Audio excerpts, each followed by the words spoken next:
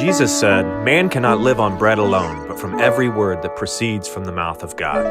You're listening to Daily Truth. I've used this illustration before. I'll use it again.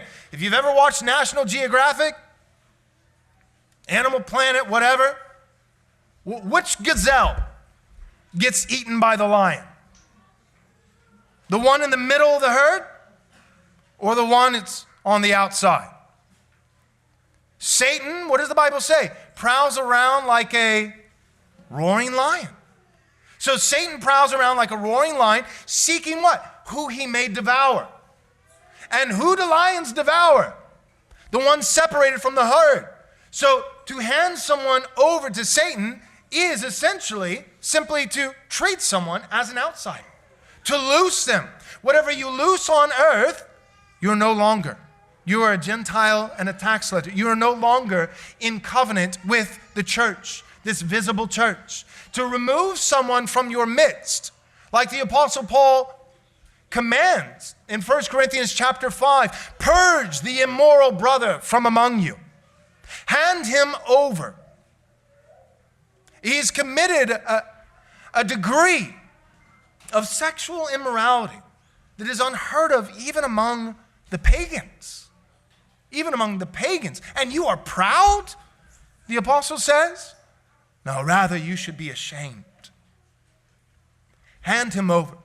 And Paul says, spiritually speaking, with apostolic authority, I've already removed him. Now you better follow my judgment and do the same. And many biblical commentators and scholars and theologians agree that in Paul's second letter to the Corinthians, 2 Corinthians, namely chapter 2, when he mentions a man who is being overwhelmed by unceasing sorrow that should be welcomed back into fellowship with the Corinthian church, that is actually the same man. See, the church discipline, it not only exists to protect the purity of the church, it also exists as a form of tough love to produce repentance in the sinner. Let me say that again. Church discipline is not only a tool that Jesus gives to us to protect the purity of the church from a bad influence, but also it protects, or rather it ultimately, in the sovereignty of God, if He wills, it can be used to bring about repentance in the sinner. That form of tough love might eventually bring them to contrition, to not mere worldly sorrow, but godly sorrow that brings about repentance that leads to life.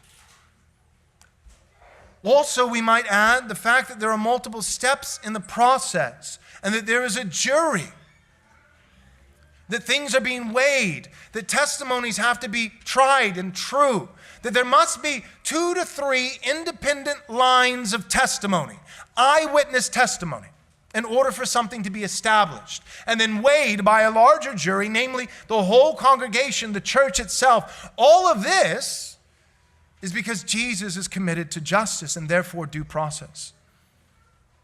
That's where we get these principles in our law system today. It's being eroded, but we got it from the Bible. Church discipline, how intricate the process is in the Bible, what that says is that Jesus is committed to protecting the church from the sinner, impenitent sinner, but Jesus is also just as committed to protecting the alleged sinner from an abusive church, because that happens too.